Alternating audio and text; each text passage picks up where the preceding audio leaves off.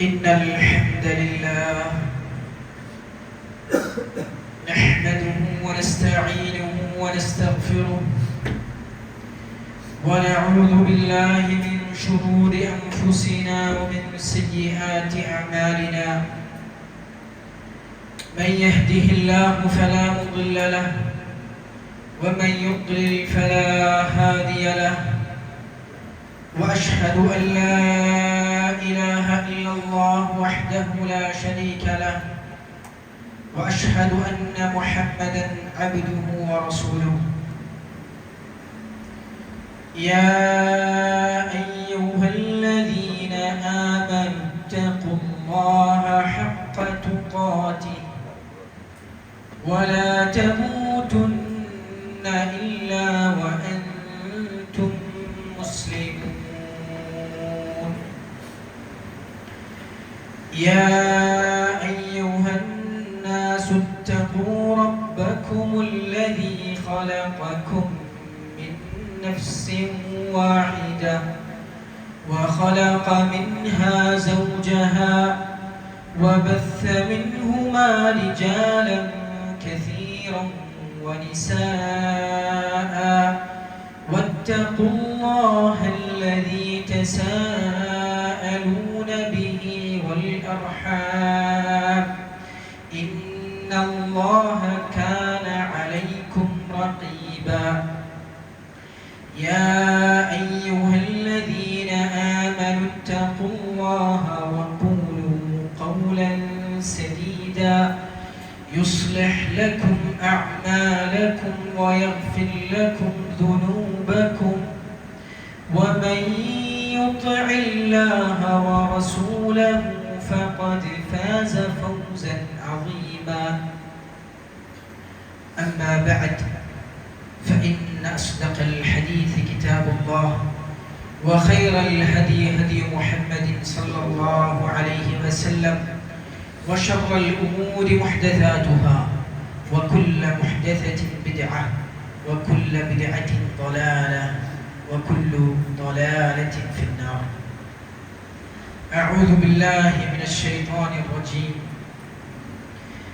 الله لا إله إلا هو الحي القيوم لا تأخذه سنة ولا نوم له ما في السماوات وما في الأرض من ذا الذي يشفع عنده إلا بإذنه يعلم ما بين أيديهم وما خلفهم ولا يحيطون بشيء من علمه إلا بما شاء وسع كرسيه السماوات والأرض ولا يؤوده حفظهما وهو العلي العظيم.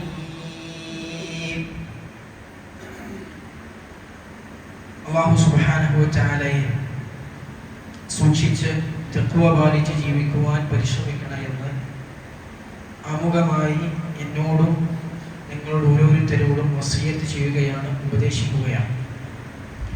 അല്ലാഹു സുബ്ഹാനഹു വ തആല ജീവിതത്തിൻ്റെ നിഖില മേഖലകളിലും അലിയും അദീമുമായ അൽ ഹയ്യുൽ ഖയ്യൂമായ അല്ലാഹുവിനെ സൂക്ഷിച്ച് തഖ്വ ജീവിതത്തിന്റെ ഭാഗമാക്കി ജീവിക്കുവാനുള്ള തൗഫീഖ് നമുക്ക് എല്ലാവർക്കും നൽകി അനുഗ്രഹിക്കുമാറാകട്ടെ. പ്രവാചകൻ സല്ലല്ലാഹു അലൈഹി വസല്ലം ഒരിക്കൽ അബൂ ഹുറൈറ റളിയല്ലാഹു അൻഹുവിനെ റമദാനിൽ ശേഖരിച്ച സകാത്തിന്റെ സമ്പത്ത് സൂക്ഷിക്കുവാൻ അതിന്റെ സൂക്ഷിപ്പ് ഉത്തരവാദിത്തം ഏൽപ്പിക്കുകയാണ്, അതിന്റെ കാവലിനായി ഏൽപ്പിക്കുകയാണ്. ബുഖാരി തന്റെ സ്വഹീഹിൽ ഉദ്ധരിച്ച സംഭവമാണ്. അങ്ങനെ ഒരിക്കൽ ഒരു ദിവസം അദ്ദേഹത്തിന്റെ അടുക്കിലേക്ക് ഒരു വ്യക്തി വരുന്നു. എന്നിട്ട് അവിടെ കൂട്ടിവെച്ച സകാത്തിന്റെ സമ്പത്തിലുള്ള ഭക്ഷണ പദാർത്ഥങ്ങളിൽ നിന്ന് അദ്ദേഹം ഇങ്ങനെ വാരിയെടുക്കുകയാണ്. ഇത് അബൂ ഹുറൈറ റളിയല്ലാഹു അൻഹു പിടികൂടി അദ്ദേഹത്തോട് ചോദിച്ചു, അദ്ദേഹത്തോട് പറഞ്ഞു, ലാ അർഫഅന്നക ഇലാ റസൂലില്ലാഹി സ്വല്ലല്ലാഹു അലൈഹി വസല്ലം, തീർച്ചയായും ഞാൻ താങ്കളെ പ്രവാചകൻ സന്നിധിയിൽ എത്തിക്കും. അല്ലാഹുവിന്റെ റസൂലിന്റെ അടുക്കൽ താങ്കളെ ഞാൻ പിടികൂടി അവിടെ ഞാൻ എത്തിക്കാൻ പോവുകയാണ് എന്ന് പറഞ്ഞു. അപ്പോൾ ആ വ്യക്തി പറഞ്ഞു, ഇന്നി മുഹ്താജ് വഅലയ്യ ഇയാൽ വലിയ ഹാജത്തുൻ ശദീദ, ഞാൻ പാവപ്പെട്ട ആളാണ്, ഞാൻ വളരെ സാധുവാണ്, എനിക്ക് കുടുംബമുണ്ട്, അവരെ പോറ്റാനുള്ള സമ്പത്തൊന്നും എൻ്റെ കയ്യിൽ ഇല്ലാത്തത് കൊണ്ട്, കുടുങ്ങിയത് കൊണ്ട് ഞാൻ മോഷ്ടിച്ചു പോയതാണ്, അതുകൊണ്ട് നിങ്ങൾ എന്നെ വെറുതെ വിടണം എന്ന് പറഞ്ഞപ്പോൾ അബൂ ഹുറൈറ റളിയല്ലാഹു അൻഹു അദ്ദേഹത്തെ വെറുതെ വിടണം. ഫറഹിബ്തുഹു ഫഖല്ലൈതു സബീല, അങ്ങനെ അദ്ദേഹത്തോട് ഈ കാര്യം തോന്നി, അദ്ദേഹത്തെ ഞാൻ വെറുതെ വിട്ടു. പിറ്റേ ദിവസം രാവിലെ പ്രവാചകൻ സല്ലല്ലാഹു അലൈഹി വസല്ലമയുടെ സദസ്സിൽ അബൂ ഹുറൈറ റളിയല്ലാഹു അൻഹു എത്തിയപ്പോൾ അല്ലാഹുവിന്റെ റസൂൽ ചോദിച്ചു, എന്താണ് താങ്കൾ ഇന്നലെ പിടിച്ച വ്യക്തിയോട് ചെയ്തത്? മാ ഫഅല അസീറുകൽ ബാരിഹ, എന്താണ് നീ ഇന്നലെ പിടിച്ച പിടിച്ച പുള്ളി ഉണ്ടല്ലോ, ആ കള്ളനെ നീ എന്താണ് ചെയ്തത് എന്ന് ചോദിച്ചു. എന്താണ് അവന്റെ വിവരം? അബൂ ഹുറൈറ റളിയല്ലാഹു അൻഹു പറഞ്ഞു, അദ്ദേഹം വളരെ സാധുവാണ്, പാവപ്പെട്ടവനാണ് എന്നൊക്കെ പറഞ്ഞപ്പോൾ എനിക്ക് അദ്ദേഹത്തോട് കാരുണ്യം തോന്നി, അങ്ങനെ ഞാൻ അദ്ദേഹത്തെ വെറുതെ വിട്ടു. പ്രവാചകൻ സല്ലല്ലാഹു അലൈഹി വസല്ലം അബൂ ഹുറൈറ റളിയല്ലാഹു അൻഹു പറഞ്ഞു കൊടുത്തു, അമാ ഇന്നഹു ഖദ് കദബക വസയഊദ്, അവൻ നിന്നോട് പറഞ്ഞത് കളവാണ്, അവൻ ഇനിയും തിരിച്ചു വരും. അപ്പോൾ അബൂ ഹുറൈറ റളിയല്ലാഹു അൻഹു എന്നിട്ട് അദ്ദേഹത്തെ കാത്തിരിക്കുകയാണ്. ഫഅറഫ്തു അന്നഹു സയഊദ്, അല്ലാഹുവിന്റെ റസൂൽ പറഞ്ഞോട് തിരിച്ചു വരുന്നുള്ള ഉറപ്പിൽ ഞാൻ അദ്ദേഹത്തെ കാത്തിരിക്കുകയായിരുന്നു. അങ്ങനെ വീണ്ടും ആ വ്യക്തി വന്നു, വീണ്ടും ആ മുതലിൽ നിന്ന് സകാത്തിന്റെ സമ്പത്തിൽ നിന്ന് അദ്ദേഹം വാരിയെടുക്കുന്നത് കാണാൻ പ്രവാചകൻ അബൂ ഹുറൈറ റളിയല്ലാഹു അൻഹു വീണ്ടും അദ്ദേഹത്തെ പിടികൂടി. വീണ്ടും പറഞ്ഞു, അല്ലാഹുവിന്റെ റസൂലിന്റെ സന്നിധിയിൽ എന്തായാലും താങ്കളെ എത്തിക്കും. അദ്ദേഹം വീണ്ടും പറഞ്ഞു, ഞാൻ പാവപ്പെട്ട ആളായതുകൊണ്ടാണ്, കുടുങ്ങിയതുകൊണ്ടാണ്, ഇനി ഞാൻ വരില്ല, താങ്കൾ എന്നെ വെറുതെ വിടണം. അങ്ങനെ അബൂ ഹുറൈറ റളിയല്ലാഹു അൻഹു വീണ്ടും ആ വ്യക്തിയെ വെറുതെ വിട്ടു. പിറ്റേ ദിവസം എത്തിയ പ്രവാചക സന്നിധി അബൂ ഹുറൈറ റളിയല്ലാഹു അൻഹു എത്തിയപ്പോൾ തിരിച്ചു വീണ്ടും പ്രവാചകൻ സ്വല്ലല്ലാഹു അലൈഹി വസല്ലം ചോദിച്ചു, എന്താണ് ഇന്നലത്തെ വിവരം, ഇന്നലത്തെ വാർത്ത എന്താ? അദ്ദേഹം വീണ്ടും വന്നിരുന്നു. ഞാൻ വീണ്ടും അദ്ദേഹം അങ്ങനെയൊക്കെ പറഞ്ഞപ്പോൾ പാവം തോന്നി, ഞാൻ വെറുതെ വിട്ടു. പ്രവാചകൻ സ്വല്ലല്ലാഹു അലൈഹി വസല്ലം പറഞ്ഞു, ഇനിയും അവൻ തിരിച്ചു വരും, അവൻ പറഞ്ഞത് കളവാണ്. അങ്ങനെ മൂന്നാമത്തെ ദിവസവും ആ വ്യക്തി വന്നു. അവിടെ ഉണ്ടായിരുന്ന ഭക്ഷണ പദാർത്ഥങ്ങൾ വാരിയെടുത്തു. അബൂ ഹുറൈറ റളിയല്ലാഹു അൻഹു പറഞ്ഞു, ഇനി ഞാൻ നിന്നെ വെറുതെ വിടാൻ പോകുന്നില്ല, നീ 2 തവണ എന്നോട് കളവ് പറഞ്ഞ് വീണ്ടും വരില്ലെന്ന് പറഞ്ഞു, ഇനി ഒരു കളവ് ആവർത്തിക്കാനുള്ള അവസരം ഞാൻ തരാൻ പോകുന്നില്ല, താങ്കളെ ഞാൻ പ്രവാചകൻ സ്വല്ലല്ലാഹു അലൈഹി വസല്ലം സന്നിധിയിൽ എത്തിക്കാൻ പോവുകയാണ് എന്ന് പറഞ്ഞപ്പോൾ അദ്ദേഹം പറഞ്ഞു, ദഅനി ഉഅല്ലിമുക കലിമാത്ത് യൻഫഉക അല്ലാഹു ബിഹാ, എന്നെ വെറുതെ വിടൂ, ഞാൻ നിങ്ങൾക്ക് ചില പദങ്ങൾ പഠിപ്പിച്ചു തരാം, ചില പദങ്ങൾ പറഞ്ഞു തരാം, അത് നിങ്ങൾ പറഞ്ഞാൽ മതി, നിങ്ങൾ എന്നെ വെറുതെ വിടണം, എന്നാൽ അത് നിങ്ങൾ പറഞ്ഞാൽ അള്ളാഹു നിങ്ങൾക്ക് അതുകൊണ്ട് ഉപകാരം നൽകും, അങ്ങനെയുള്ള ചില പദങ്ങൾ ഞാൻ പറഞ്ഞു തരാം, നിങ്ങൾ എന്നെ വെറുതെ വിടണമെന്ന് പറഞ്ഞു. അങ്ങനെ ആ വ്യക്തി പറഞ്ഞു കൊടുക്കുകയാണ്, ആയത്തുൽ കുർസി പറഞ്ഞു കൊടുക്കുകയാണ്. അല്ലാഹു ലാ ഇലാഹ ഇല്ലാ ഹുവൽ ഹയ്യുൽ ഖയ്യൂം എന്ന് പറഞ്ഞ ആയത്തുൽ കുർസിയുടെ അവസാനം വരെ നീ ഉറങ്ങാൻ കിടക്കുന്നതിന് മുമ്പായി നീ നിന്റെ വിരിപ്പിലേക്ക് എത്തിക്കഴിഞ്ഞാൽ നീ ചൊല്ലണമെന്ന് പറയുകയാണ്. അങ്ങനെ ചൊല്ലിക്കഴിഞ്ഞാൽ അങ്ങനെ ആയത്തുൽ കുർസി പാരായണം ചെയ്തു കഴിഞ്ഞാൽ فإنك لن يزال عليك من الله حافظ ولا يقربنك شيطان حتى تصبح, എന്നാൽ നീ അത് ചൊല്ലിക്കഴിഞ്ഞാൽ പ്രഭാതമാകുവോളം പിശാചിൽ നിന്ന് അല്ലാഹു നിന്നെ സംരക്ഷിക്കും, അല്ലാഹുവിനുള്ള സംരക്ഷകൻ നിനക്കുണ്ടാകും, പിശാച് നിന്നോട് അടുക്കുകയില്ല എന്ന് ആ വ്യക്തി പറഞ്ഞു കൊടുക്കുകയാണ്. പിറ്റേ ദിവസം രാവിലെ പ്രവാചകൻ സല്ലല്ലാഹു അലൈഹി വസല്ലം സന്നിധിയിൽ എത്തിയപ്പോൾ അല്ലാഹുവിന്റെ റസൂലിനോട് നടന്ന സംഭവങ്ങളൊക്കെ പറഞ്ഞു കൊടുത്തു. അപ്പോൾ ഇങ്ങനെ എനിക്ക് പറഞ്ഞു തന്നു, ആയത്തുൽ കുർസി പറഞ്ഞു തന്നു എന്ന് പറഞ്ഞപ്പോൾ പ്രവാചകൻ സല്ലല്ലാഹു അലൈഹി വസല്ലം അബൂ ഹുറൈറ റളിയല്ലാഹു അൻഹു പറഞ്ഞു കൊടുത്തു, അമാ ഇന്നഹു ഖദ് സദഖക വഹുവ കദൂബ്, അവൻ പെരും നുണയനാണ്, വഹുവ കദൂബ്, അവൻ പെരും നുണയനാണ്, പക്ഷേ ആ പറഞ്ഞ വാചകം അത് സത്യമായിരുന്നു, അവൻ പറഞ്ഞ ആ വാചകം അത് സത്യമായിരുന്നു. അല്ലയോ അബൂ ഹുറൈറ, 3 രാത്രിയായി നീ സംഭാഷണം നടത്തിക്കൊണ്ടിരുന്ന വ്യക്തി ഉണ്ടല്ലോ, അവൻ ആരാണെന്ന് നിനക്ക് അറിയുമോ? അബൂ ഹുറൈറ റളിയല്ലാഹു അൻഹു പറഞ്ഞു, അല്ലാഹു അവന്റെ റസൂലുമാണ് അറിയുക, എനിക്ക് അറിയുകയില്ല. പ്രവാചകൻ സല്ലല്ലാഹു അലൈഹി വസല്ലം പറഞ്ഞു, ദാക ശൈത്താൻ, അത് പിശാചായിരുന്നു എന്നാണ്, അത് പിശാചായിരുന്നു, ശൈത്താനായിരുന്നു. അപ്പോൾ ശൈത്താൻ അബൂ ഹുറൈറ റളിയല്ലാഹു അൻഹു പറഞ്ഞു കൊടുക്കണം, ആയത്തുൽ കുർസി ചൊല്ലിക്കഴിഞ്ഞാൽ, ഉറങ്ങാൻ കിടക്കുമ്പോൾ ആയത്തുൽ കുർസി ചൊല്ലിക്കഴിഞ്ഞാൽ അല്ലാഹു നിന്നെ സംരക്ഷിക്കും, പിശാച് പ്രഭാതമാകുമ്പോഴും നിന്റെ അടുക്കിലേക്ക് അടുക്കുകയില്ല എന്ന് പിശാച് തന്നെ പറഞ്ഞു കൊടുക്കുകയും പ്രവാചകൻ സല്ലല്ലാഹു അലൈഹി വസല്ലം അത് സത്യപ്പെടുത്തുകയും ചെയ്യുകയാണ്. ഈ ഹദീസിൽ നിന്ന് നമുക്ക് കിട്ടുന്ന മറ്റൊരു പാഠമാണ്, പിശാചുക്കൾ, ശൈത്താന്മാർ മനുഷ്യരുടെ രൂപം പ്രാപിച്ച് വരുമെന്നുള്ളത് ഈ ഹദീസ് നമുക്ക് മനസ്സിലാകുന്ന കാര്യമാണ്.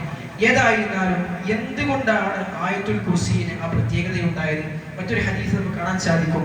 ഉബയ്യ് ഇബ്നു കഅബ് റളിയല്ലാഹു അൻഹുവിന്റെ അദ്ദേഹത്തോട് പ്രവാചകൻ സല്ലല്ലാഹു അലൈഹി വസല്ലം ചോദിക്കുകയാണ്, യാ അബൽ മുൻദിർ, ഓ അബുൽ മുൻദിർ. അബുൽ മുൻദിർ എന്ന് പറഞ്ഞാൽ അദ്ദേഹത്തിന്റെ വിളിപ്പേരാണ്. അത്തദ്രി അയ്യു ആയത്തിൻ മിൻ കിതാബില്ലാഹി മഅക അഅ്ളം, അല്ലാഹുവിന്റെ കിതാബിൽ നിന്ന് താങ്കൾക്ക് അറിയുന്ന വചനങ്ങളിൽ ഏറ്റവും ശ്രേഷ്ഠമായ ഏറ്റവും ഉന്നതമായ വചനം ഏതാണെന്ന് താങ്കൾക്ക് അറിയുമോ? അദ്ദേഹം പറഞ്ഞു, അല്ലാഹു വറസൂലുഹു അഅലം.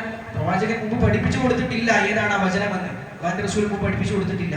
അപ്പോൾ അദ്ദേഹം പറഞ്ഞു, അല്ലാഹു വറസൂലുഹു അഅലം, അല്ലാഹുവും അവന്റെ പ്രവാചകനുമാണ് നന്നായി അറിയുന്നവർ. പ്രവാചകൻ സല്ലല്ലാഹു അലൈഹി വസല്ലം വീണ്ടും ചോദിച്ചു, യാ അബൽ മുൻദിർ അത്തദ്രി അയ്യു ആയത്തിൻ മിൻ കിതാബില്ലാഹി മഅക അഅ്ളം, അല്ലാഹുവിന്റെ കിതാബിൽ ഏറ്റവും ശ്രേഷ്ഠമായ വചനം ഏതാണെന്ന് താങ്കൾക്ക് അറിയുമോ? അപ്പോൾ അദ്ദേഹത്തിന് മനസ്സിലായി, ഇനി പഠിപ്പിച്ചു തന്നതെന്നല്ല പറയേണ്ടത്, ഞാൻ മനസ്സിലാക്കിയത് പ്രകാരം പറഞ്ഞു കൊടുക്കാനാണ് അല്ലാഹുവിന്റെ റസൂൽ ചോദിച്ചതെന്ന് മനസ്സിലായി. അങ്ങനെ അദ്ദേഹം പറഞ്ഞു കൊടുത്തു, അല്ലാഹു ലാ ഇലാഹ ഇല്ലാ ഹുവൽ ഹയ്യുൽ ഖയ്യൂം. സഹോദരന്മാരെ, ഈ ഹദീസിൽ നമുക്ക് മനസ്സിലാകുന്ന കാര്യമുണ്ട് അല്ലേ? ആ സ്വഹാബിക്ക് അല്ലാഹുവിന്റെ റസൂൽ സല്ലല്ലാഹു അലൈഹി വസല്ലം മുമ്പ് പഠിപ്പിച്ചു കൊടുത്തിട്ടില്ല ആയത്തുൽ കുർസിയാണ് ഏറ്റവും ഉന്നതമായ വചനമെന്ന്. പക്ഷേ ഉബയ്യ് ഇബ്നു കഅബിന് അത് മനസ്സിലായി. എന്താണ് മനസ്സിലാകാനുള്ള കാരണം? ആ ആയത്തിന്റെ ആശയവും അതിന്റെ അർത്ഥവും അതിന്റെ അർത്ഥഗാംഭീര്യവും എന്താണെന്ന് മനസ്സിലാക്കിയവരായിരുന്നു സ്വഹാബത്ത് അല്ലേ? അത് ഇന്നതാണെന്ന് പറഞ്ഞു കൊടുക്കാതെ തന്നെ അതിന്റെ അർത്ഥം എന്താണെന്നും അതിന്റെ അർത്ഥത്തിന്റെ വലുപ്പം എത്രത്തോളം ഉണ്ടെന്നും അതിൽ പറയുന്ന വിഷയം എന്താണെന്നും അതിന്റെ ഗൗരവം എത്രത്തോളം ഉന്നതമാണെന്നും സ്വഹാബത്ത് മനസ്സിലാക്കിയപ്പോൾ അല്ലാഹുവിന്റെ റസൂൽ പറഞ്ഞു കൊടുക്കാതെ തന്നെ അവർക്ക് മനസ്സിലായി, ആയത്തുൽ കുർസിയേക്കാൾ ഉന്നതമായ ഒരു ആയത്തും അല്ലാഹുവിന്റെ ഖുർആനിൽ ഇല്ല എന്ന് മനസ്സിലായി. എന്നാൽ സഹോദരന്മാരെ, ആ ആയത്തുൽ കുർസിയുടെ അർത്ഥവും ആശയവും അത് നമ്മൾ പഠിച്ചിട്ടുണ്ടോ? നമ്മൾ മനസ്സിലാക്കിയിട്ടുണ്ടോ? ആയത്തുൽ കുർസിയുടെ മഹത്വം നമ്മൾ തിരിച്ചറിഞ്ഞിട്ടുണ്ടോ? പ്രവാചകൻ സല്ലല്ലാഹു അലൈഹി വസല്ലം ജീവിതത്തിന്റെ പല ഘട്ടങ്ങളിൽ ഒരു ദിവസത്തിൽ ആയത്തുൽ കുർസി ചൊല്ലുന്നത് സുന്നത്തായി പല ഹദീസുകളിലും പഠിപ്പിക്കപ്പെട്ടവർ കാണാൻ സാധിക്കും. രാവിലെയും വൈകുന്നേരമുള്ള ദിക്റുകളിൽ, രാത്രി ഉറങ്ങാൻ കിടക്കുമ്പോൾ ദിക്റുകളിലെല്ലാം ആയത്തുൽ കുർസിയുണ്ട്. 5 വക്ത നമസ്കാരത്തിന് ശേഷം എല്ലാം ആയത്തുൽ കുർസി പാരായണം ചെയ്യാൻ പഠിപ്പിക്കപ്പെട്ടാണ് വിശ്വാസികൾ. എന്തിനാണ് ഈ ആയത്ത് ഇങ്ങനെ ആവർത്തിച്ച് പാരായണം ചെയ്യുന്നത്? എന്താണ് അതിന്റെ പിന്നിലുള്ള ഉദ്ദേശ ലക്ഷ്യം? വെറുതെ ഇങ്ങനെ പാരായണം ചെയ്ത് പോകലാണോ? ഒരിക്കലും അതല്ല. ആ ആയത്തിൽ അടങ്ങിയിട്ടുള്ള അള്ളാഹുവിന്റെ വിശേഷണങ്ങളാകുന്ന ഒരു വിശ്വാസിയുടെ മനസ്സിൽ സദാ അവൻ ഓർമ്മിക്കപ്പെടേണ്ടതായിട്ടുള്ള റബ്ബിന്റെ വിശേഷണങ്ങൾ അത് ആയത്തുൽ കുർസിയിൽ ഉണ്ട് എന്നുള്ളതാണ്. അതുകൊണ്ട് തന്നെ ആ സഹോദരന്മാരെ, ഈ ആയത്തുൽ കുർസി പഠിക്കുക എന്നുള്ളത് ഒരു വിശ്വാസിയെ സംബന്ധിച്ചിടത്തോളം അത്രയും ഉന്നതമാണ്. എന്തുകൊണ്ടാണ് ആയത്തുൽ കുർസിയിൽ മഹത്വം ഉണ്ടായത്? മഹാനായ ശൈഖുൽ ഇസ്ലാം ഇബ്നു തൈമിയ്യ റഹിമഹുല്ലാഹ് പറഞ്ഞു, ഫുദ്ദിലത് ആയത്തുൽ കുർസി അലാ ഗൈരിഹാ ഹത്താ വറദ ഫീ ഫദ്ലിഹി മാ വറദ. ആയത്തുൽ കുർസിയിൽ മറ്റുള്ള എല്ലാ വചനങ്ങളെക്കാളും ശ്രേഷ്ഠത നൽകപ്പെട്ടിട്ടുണ്ട് അല്ലേ? അതിന്റെ വിഷയത്തിൽ വന്ന ശ്രേഷ്ഠതകൾ മറ്റൊന്നിനും ലഭിച്ചിട്ടില്ല. എന്താണ് അതിനുള്ള കാരണം? ഇഷ്തിമാലിഹാ അലാ തൗഹീദില്ലാഹ്, അതിൽ അല്ലാഹുവിനുള്ള തൗഹീദ് അടങ്ങിയിട്ടുണ്ട് എന്നാണ് അതിനുള്ള കാരണം. വതഅദീമിഹി വതംജീദി, അല്ലാഹുവിനെ ഉന്നതനാക്കുകയും വാഴ്ത്തുകയും പുകഴ്ത്തുകയും ചെയ്യുന്നുണ്ട്. വസിഫാതിഹിൽ ഉമ്മ, ഉന്നതമായ റബ്ബിന്റെ വിശേഷണങ്ങൾ ആയത്തുൽ കുർസിയിലൂടെ പഠിപ്പിക്കപ്പെടുന്നുണ്ട്.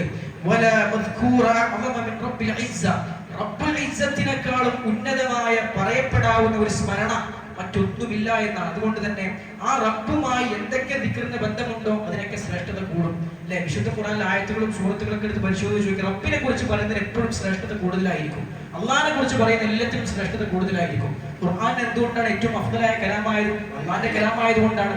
അള്ളാഹുവിന്റെ കലാമിലുള്ള ആയത്തുൽ കുർസി ഏറ്റവും കൂടുതൽ ശ്രേഷ്ഠത ഉണ്ടായത് എന്തുകൊണ്ടാണ്? അത് റബ്ബിനെ കുറിച്ച് മാത്രമേ ഉള്ളൂ, വേറെ ഒന്നും അതിലില്ല അല്ലെ? വിശുദ്ധ ഖുർആന്റെ 3-1 സൂറത്തുൽ ഇഖ്ലാസ് ആകാനുള്ള കാരണം എന്താണ്? അത് റബ്ബിനെ കുറിച്ച് പറയുന്ന അധ്യായമായതുകൊണ്ടാണ്. അള്ളാഹുവിനെ കുറിച്ച് പറയുന്നതിന് എപ്പോഴും മറ്റെല്ലാത്തിനേക്കാളും ശ്രേഷ്ഠത കൂടുതലാണ് എന്ന് നമുക്ക് പ്രമാണവചനങ്ങൾ പരിശോധിച്ചാൽ നമുക്ക് മനസ്സിലാക്കാൻ സാധിക്കും. അല്ലാഹു സുബ്ഹാനഹു വ തആല ആയത്തുൽ കുർസിയിൽ തുടങ്ങുന്നത് എങ്ങനെയാണ് സഹോദരന്മാരെ? അല്ലാഹു ലാ ഇലാഹ ഇല്ലാഹു അല്ലേ? അല്ലാഹു അവൻ ആരാണ്? ലാ ഇലാഹ ഇല്ലാഹു, ആരാധനക്ക് അർഹനായി അവനല്ലാതെ മറ്റാരുമില്ല. ആരാധനയുടെ ഒരു വശങ്ങളും അവനല്ലാതെ മറ്റൊരു ശക്തിക്കോ വ്യക്തിക്കോ അർഹമല്ല. അല്ലാഹു സുബ്ഹാനഹു വ തആല സൂറത്തുൽ ഹജ്ജിന്റെ 62-ാമത്തെ ആയത്തിലൂടെ പറഞ്ഞു, ദാലിക ബിഅന്നല്ലാഹ ഹുവൽ ഹഖ്, നിങ്ങൾ മനസ്സിലാക്കണം അതെന്തുകൊണ്ടെന്നാൽ അല്ലാഹു മാത്രമാണ് സത്യമായിട്ടുള്ളവൻ. യഥാർത്ഥ ആരാധിക്കുന്നത് അത് അല്ലാഹു മാത്രമാണ്. വഅന്നമാ യദ്ഊന മിൻ ദൂനിഹി ഹുവൽ ബാതിൽ, അവന് പുറമെ അവർ എന്തിനെയൊക്കെ വിളിച്ച് പ്രാർത്ഥിക്കുന്നുണ്ടോ അത് അതെല്ലാം നിരർത്ഥകമാണ്, അതെല്ലാം വെറും അർത്ഥമില്ലാത്ത വ്യർത്ഥമായ പ്രവർത്തനങ്ങളാകുന്നു.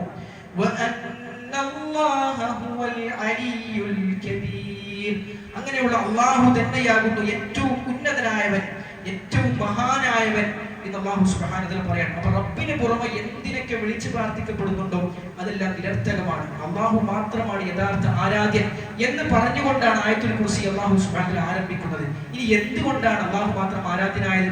വിശുദ്ധ ഖുർആൻ നമ്മൾ എടുത്ത് പരിശോധിച്ച് നോക്കിയാൽ റബ്ബിനെ മാത്രമേ ആരാധിക്കാൻ പാടുള്ളൂ, അള്ളാഹുവിന് മാത്രമേ ആരാധനകൾ പ്രാർത്ഥനകൾ സമർപ്പിക്കാൻ പാടുള്ളൂ എന്ന് പറയാൻ അള്ളാഹു പറഞ്ഞ ചില കാരണങ്ങളുണ്ട്. ആ കാരണങ്ങളെ മുഴുവൻ നമുക്ക് രണ്ട് ഏരിയയായി വിഭജിക്കാം. രണ്ടിൽ ഒന്നായിരിക്കും. ഒന്നുകിൽ റബ്ബ് പറഞ്ഞിട്ടുണ്ടാവുക, നിങ്ങളെയും നിങ്ങൾക്ക് മുമ്പുള്ളവരെയും എല്ലാവരെയും സൃഷ്ടിച്ചവരും നിങ്ങൾക്ക് വേണ്ട എല്ലാം ചെയ്തു തന്നുകൊണ്ടിരിക്കുന്നവരും എല്ലാം നിയന്ത്രിച്ചു കൊണ്ടിരിക്കുന്നവരും അവൻ മാത്രമാണ്, അതുകൊണ്ട് നിങ്ങൾ അങ്ങനെയുള്ള റബ്ബിനെ മാത്രം ആരാധിക്കണം. അതാണ് ഒരു കാരണം. രണ്ടാമത്തെ ഒരു കാരണം എന്താ? ഏറ്റവും ഉന്നതമായ നാമഗുണ വിശേഷണങ്ങൾ ഉള്ളവൻ അവൻ മാത്രമാണ്. ആ അള്ളാഹുവിനേക്കാളും ഉന്നതനായ നാമങ്ങളുള്ളവൻ, ആ അള്ളാഹുവിനേക്കാളും ഉന്നതമായ വിശേഷണങ്ങളുള്ളവൻ, ആ അള്ളാഹുവിനേക്കാളും പരിപൂർണനായവൻ മറ്റൊരു ആരാധനയും നിങ്ങൾക്ക് ഇങ്ങനെ കാണിച്ചു തരാൻ സാധിക്കുകയില്ല. ഏത് ലോകത്ത് ആരാധിക്കപ്പെടുന്ന ഏത് ബിംബങ്ങളോ ശക്തികളോ വ്യക്തികളോ എന്തെടുത്താലും ആ റബ്ബിനോളം ഉന്നതമായ വിശേഷണങ്ങൾ ആ ദൈവത്തിന്റെ വക്താക്കൾ പോലും അവർക്ക് വകവെച്ചു കൊടുക്കുന്നില്ല എന്നുള്ളതാണ്. റബ്ബിനെ കുറിച്ച് വിശ്വാസികൾ മുസ്ലിമീങ്ങൾ പറയുന്ന വിശേഷണങ്ങൾ, അള്ളാഹുവിനെ കുറിച്ച് പറയുന്ന സിഫത്തുകൾ മറ്റുള്ള ദൈവങ്ങളെ വിളിച്ച് പ്രാർത്ഥിക്കുന്നവർ പോലും അവർ വിളിച്ചു പ്രാർത്ഥിക്കുന്ന ദൈവങ്ങൾക്കുണ്ടെന്ന് അവർ പറയുന്നില്ല. അവർ വിളിച്ചു പ്രാർത്ഥിക്കുന്ന ആരാധനാ മൂർത്തികൾക്ക് ഉണ്ടെന്ന് അവർ പറയുന്നില്ല. അങ്ങനെ പറയാൻ സാധിക്കുകയില്ല. അതാണ് റബ്ബ് പറയുന്ന ഏറ്റവും പ്രധാനപ്പെട്ട കാരണം. ആയത്തുൽ കുർസിയിൽ അല്ലാഹു സുബ്ഹാനഹു വ തആല അല്ലാഹുവിന്റെ ഈ ഔന്നിത്യത്തെയാണ് മുൻനിർത്തുന്നത്. അല്ലാഹു പറയാണ് അവരല്ലാതെ ആരാധനക്കർഹനായി മറ്റാരുമില്ല. എന്താണ് കാരണം? ലാ ഇലാഹ ഇല്ലാഹു അൽ ഹയ്യുൽ ഖയ്യൂം. ഒന്നാമത്തെ കാരണം അതാണ്. അവൻ അൽ ഹയ്യാണ്, അൽ ഖയ്യൂമാണ്, എല്ലാം നിയന്ത്രിക്കുന്നവനാണ് അവൻ, അല്ലെ, എന്നെന്നും ജീവിച്ചിരിക്കുന്നവനാണ് അവൻ. അള്ളാഹുവിന്റെ ജീവിതത്തിന്റെ പ്രത്യേകത എന്താണ്? അള്ളാഹുവിന്റെ ജീവിതത്തിന്റെ പ്രത്യേകത എന്ന് പറഞ്ഞാൽ അതിനു മുമ്പ് ഒരു ഇല്ലായ്മ ഉണ്ടായിട്ടില്ല. ആ ജീവിതം ഇല്ലാത്ത ഒരു സമയം, ആ ജീവിതത്തിന്റെ ആരംഭത്തിന് മുമ്പ് എന്നൊന്നില്ല. ആ ജീവിതം അവസാനിക്കുന്ന ഒരു സമയമുണ്ടോ? അതുമില്ല. അല്ലാഹുവിന്റെ റസൂൽ സല്ലല്ലാഹു അലൈഹി വസല്ലം പ്രാർത്ഥിച്ചിരുന്ന ഒരു പ്രാർത്ഥനയിൽ നമുക്ക് കാണാൻ സാധിക്കും. ഇന്ന് ഉറങ്ങാൻ കിടക്കുമ്പോൾ നമ്മൾ പ്രാർത്ഥിക്കേണ്ട പ്രാർത്ഥനയാണല്ലോ, അല്ലാഹുമ്മ അൻതൽ അവ്വൽ അൻതൽ അവ്വലു ഫലൈസ ഖബലക ശൈ. അല്ലാഹു നീയാണ് ഒന്നാമൻ, നിനക്ക് മുമ്പ് ഒന്നുമില്ല. റബ്ബിന് മുമ്പ് ഒന്നുമില്ല. വ അൻതൽ ആഖിർ ഫലൈസ ബഅദക ശൈ. അല്ലാഹു നീയാണ് എല്ലാറ്റിനും അവസാനമുള്ളവൻ, നിനക്ക് ശേഷം ഒന്നുമില്ല. തുടക്കമോ ഒടുക്കമോ ഇല്ലാത്ത ജീവിതമാണ് റബ്ബിന്റെ ജീവിതം എന്നുള്ളത്. അള്ളാഹുവിന്റെ ഹയാത്തിന് ആരംഭവുമില്ല അവസാനവുമില്ല. അങ്ങനെയുള്ള ജീവിതമുള്ള മറ്റേതെങ്കിലും ആരാധനാമൂർത്തികളുണ്ടോ? ലോകത്ത് വിളിച്ച് പ്രാർത്ഥിക്കപ്പെടുന്ന എന്തിനെടുത്തോളി, ഏത് ശക്തി എടുത്തോളി, അതിന് തുടക്കവുമില്ല ഒടുക്കവുമില്ല എന്ന് പറയുന്ന ഏതെങ്കിലും ഒന്നുണ്ടോ? അങ്ങനെ ഒന്നില്ല സഹോദരന്മാരെ. എല്ലാത്തിനെയും പടച്ചു പരിപാലിക്കുന്ന റബ്ബിനെ കുറിച്ചല്ലാതെ ലോകത്ത് മറ്റൊരു വ്യക്തികളും അങ്ങനെ ഒരു ആരാധന പരിചയപ്പെടുത്തുന്നില്ല. അതുപോലെ തന്നെ അൽ ഖയ്യൂം. എന്താണ് ഖയ്യൂം എന്ന് പറഞ്ഞാൽ? രണ്ട് അർത്ഥമാണ് ഖയ്യൂമിനുള്ളത്. ഒന്നാമത്തെ ആശയം എന്ന് പറഞ്ഞാൽ അവൻ സ്വയം നിലനിൽക്കുന്നവനാണ്. അവന്റെ നിലനിൽപ്പിന് മറ്റൊരാളുടെ ആവശ്യം റബ്ബിനില്ല. അവന്റെ നിലനിൽപ്പിന് മറ്റൊരാളിലേക്ക് ആശ്രയിക്കപ്പെടേണ്ട കാര്യം റബ്ബിനില്ല. അതാണ് ഖായിം, അൽ ഖായിമു ബിനഫ്സിഹി, സ്വയം നിലനിൽക്കുന്നവനാണ് അവൻ. രണ്ടാമത്തെ ഖയ്യൂമിന്റെ അർത്ഥം എന്താണ്? അൽ മുഖീമു ലിഗൈരിഹി, മറ്റെല്ലാറ്റിനെയും നിലനിർത്തുന്നവൻ അവനാണ്. മറ്റെല്ലാ ശക്തികളും സൃഷ്ടികളും എല്ലാം അവനിലേക്ക് ആവശ്യക്കാരാണ്. അവരുടെ നിലനിൽപ്പിന് റബ്ബിലേക്ക് അവർ ആവശ്യക്കാരാണ്. അല്ലാഹു സുബ്ഹാനഹു വ തആല വിശുദ്ധ ഖുർആനിലെ സൂറത്തുൽ ഫുർഖാൻ 88-ാമത്തെ ആയത്തിലൂടെ പറഞ്ഞു, വതവക്കൽ അലൽ ഹയ്യില്ലദീ ലാ യമൂത്ത്, മരണമില്ലാത്ത മരിച്ചു പോകാത്ത എന്നെന്നും ജീവിച്ചിരിക്കുന്നവരിൽ നിങ്ങൾ ബലമേൽപ്പിക്കുക. ആ പറച്ചിലിന് വല്ലാത്തൊരു പ്രസക്തിയുണ്ട് സഹോദരന്മാരെ, അല്ലെ? മറ്റുള്ള ദൈവങ്ങളൊക്കെ തീർന്നു പോകും, മരിച്ചു പോകും. മരിച്ചു പോകുന്നവരിൽ, തീർന്നു പോകുന്നവരിൽ, ഉറങ്ങിപ്പോകുന്നവരിൽ, മയങ്ങിപ്പോകുന്നവരെല്ലാം നിങ്ങൾ നിങ്ങളുടെ കാര്യങ്ങൾ ബലമേൽപ്പിക്കേണ്ടത്. മറിച്ച് മരണമില്ലാത്ത അൽ ഹയ്യുല്ലദീ ലാ യമൂത്ത്, മരണമില്ലാതെ ജീവിച്ചിരിക്കുന്നവരിൽ നിങ്ങൾ നിങ്ങളുടെ കാര്യങ്ങൾ ബലമേൽപ്പിക്കുക എന്ന് അല്ലാഹു സുബ്ഹാനഹു വ തആല പറഞ്ഞു. സൂറത്ത് റൂമിന്റെ 25-ാമത്തെ ആയത്തിൽ അല്ലാഹു പറഞ്ഞു, വമിൻ ആയാതിഹി അൻ തഖൂമ അസ്സമാഉ വൽ അർദു ബിഅംരി. അല്ലാഹുവിന്റെ ദൃഷ്ടാന്തങ്ങളിൽപ്പെട്ടതാകുന്നു ആകാശവും ഭൂമിയുമെല്ലാം അവന്റെ കൽപ്പനയിലൂടെ നിലനിൽക്കുന്നു എന്നുള്ളത്. അല്ലാഹുവിന്റെ കൽപ്പനയിലൂടെയാണ് ആകാശവും ഭൂമിയെല്ലാം നിലനിൽക്കുന്നത്. കോഴിക്കോട്ടുകാരനായ സി.എം. മടവൂര് കയ്യിൽ കണ്ണടച്ചാൽ പക്ഷികൾ കൂട്ടുമുട്ടുന്നല്ല റബ്ബ് പറഞ്ഞത്. അല്ലാഹു പറഞ്ഞത് എന്താണ്? ബിഅംരിഹി, റബ്ബിന്റെ കൽപ്പന കൊണ്ടാണ് ആകാശങ്ങളും ഭൂമികളും നിലനിൽക്കുന്നത് എന്നാണ്. സൂറത്തുൽ റഅദിന്റെ 33-ാമത്തെ ആയത്തിൽ അല്ലാഹു ചോദിക്കുന്ന വല്ലാത്ത ചോദ്യമുണ്ട്. എന്താണ് ആ ചോദ്യം? അല്ലാഹു പറയുകയാണ്, അഫമൻ ഹുവ ഖായിമുൻ അലാ കുല്ലി നഫ്സിൻ ബിമാ കസബത്. എല്ലാ മനുഷ്യരും ഓരോ വ്യക്തിയും പ്രവർത്തിച്ചു കൊണ്ടിരിക്കുന്ന കാര്യത്തിന് മേൽനോട്ടം വഹിച്ചു കൊണ്ടിരിക്കുന്നവൻ അവനെ പോലെയാണോ? അങ്ങനെ അല്ലാത്തവർ അവനെ പോലെയാണോ? എല്ലാ മനുഷ്യരും ചെയ്തുകൊണ്ടിരിക്കുന്ന കാര്യങ്ങളെ മേൽനോട്ടം വഹിച്ചു കൊണ്ടിരിക്കുന്ന റബ്ബുണ്ടല്ലോ, അവനെ പോലെയാകുമോ അവനല്ലാത്ത ശക്തികൾ, വ്യക്തികൾ?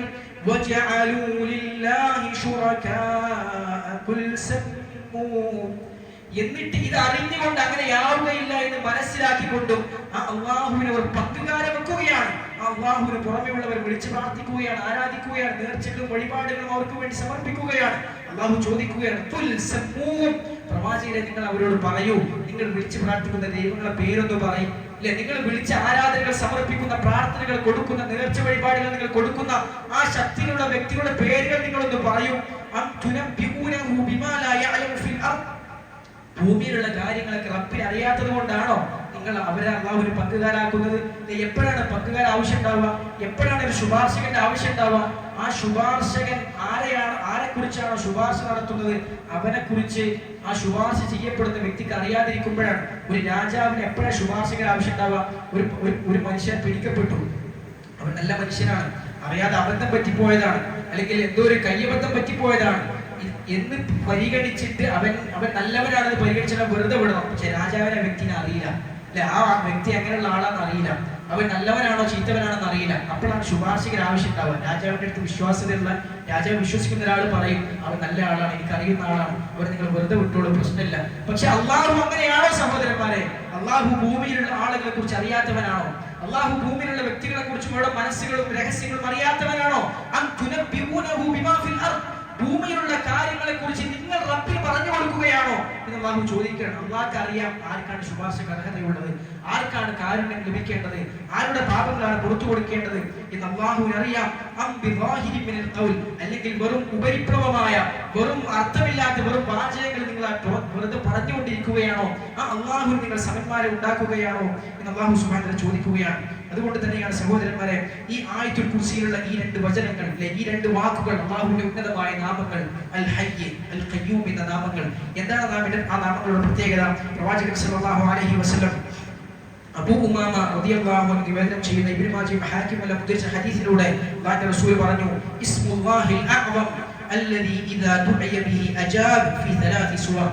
അല്ലാഹുവിന്റെ ഉന്നതമായ നാമമുണ്ട്. ആ നാമത്തിന്റെ പ്രത്യേകത എന്താണ്?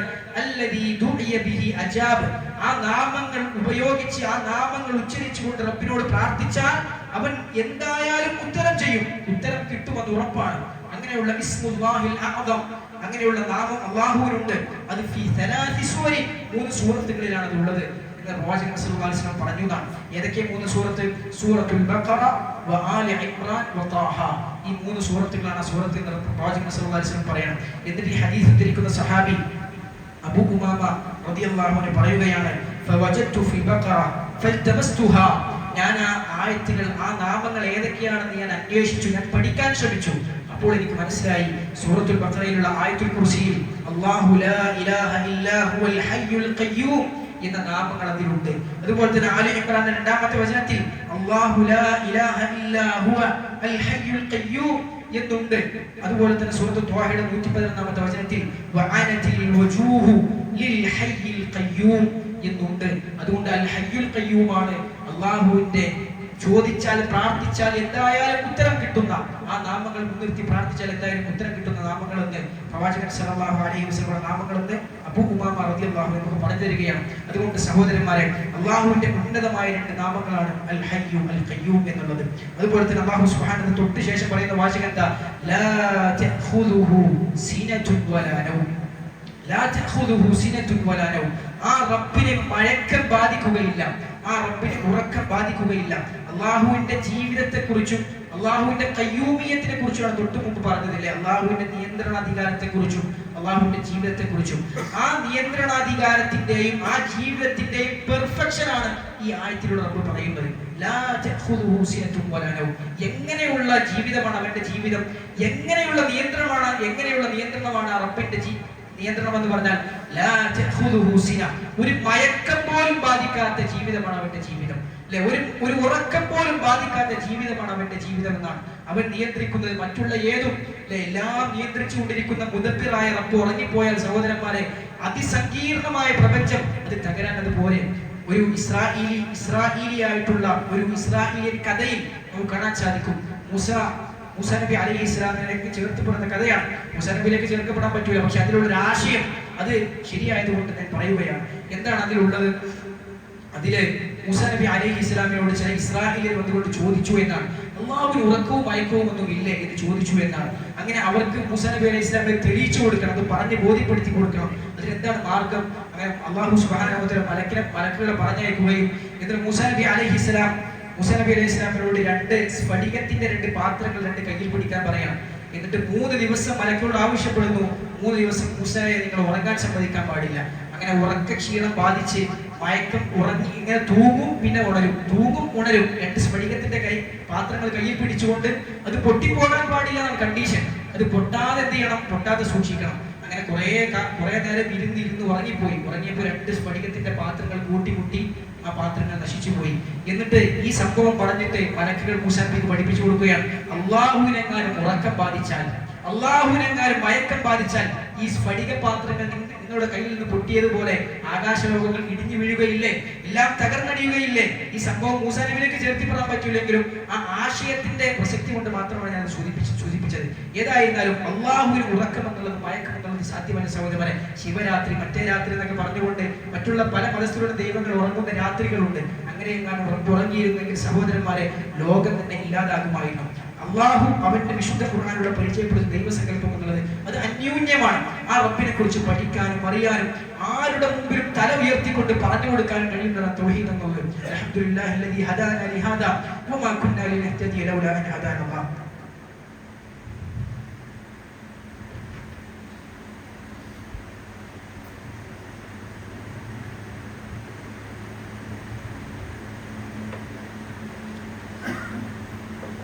الحمد لله على إحسانه وشكره على توفيقه وامتنانه وأشهد أن لا إله إلا الله وحده لا شريك له تعظيما لشأنه وأشهد أن محمدا عبده ورسوله الداعي إلى رضوانه وصلى الله وسلم عليه وعلى آله وصحابته وسلم تسليما كثيرا أما بعد.